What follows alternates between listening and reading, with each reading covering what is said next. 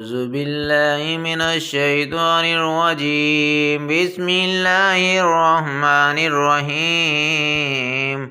ألف لام ميم. تلك آيات الكتاب الحكيم.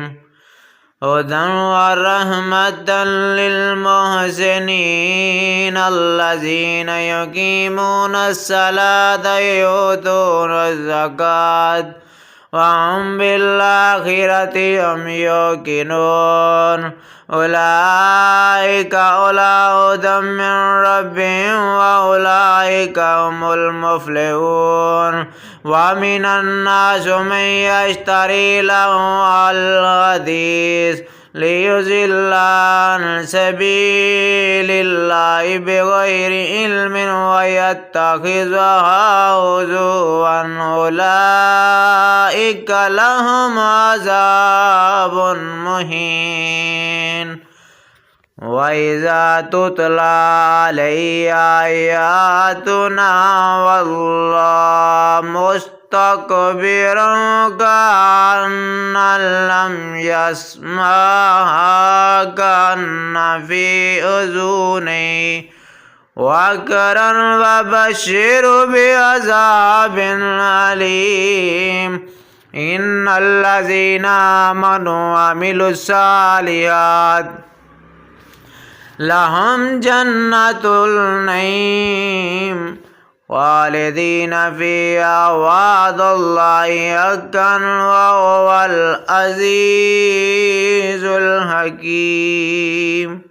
خلق السماوات بغير عمد ترونها والأرض في الذي رواسي أن تميد بكم وبث فيها من كل دابة وأنزلنا من السماء ماء فأنبتنا فيها من كل زوج كريم.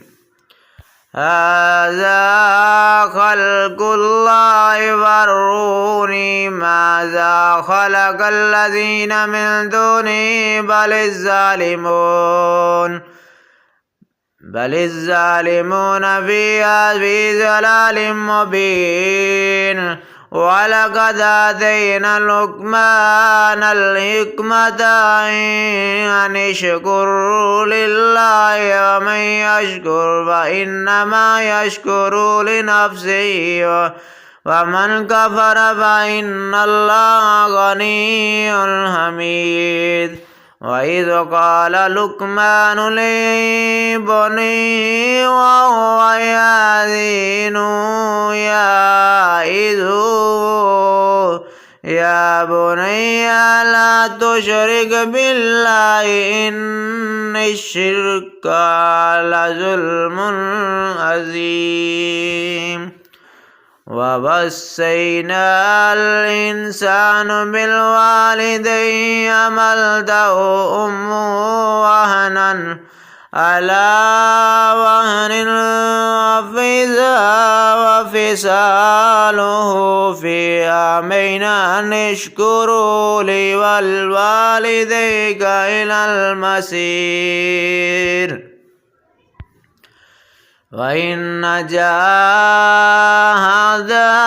على أن تشرك بما ليس لك به علم فلا تطعهما وصاحبهما في الدنيا معروفا واتبع سبيل من أناب إلي ثم إلي مرجعكم فأنبئكم بما كنتم تعملون. يا بني إنها إن تكن مثقال حبة من خردل فتكن في صخرة أو في السماوات أو في الأرض يأتي بها الله إن الله لطيف خبير.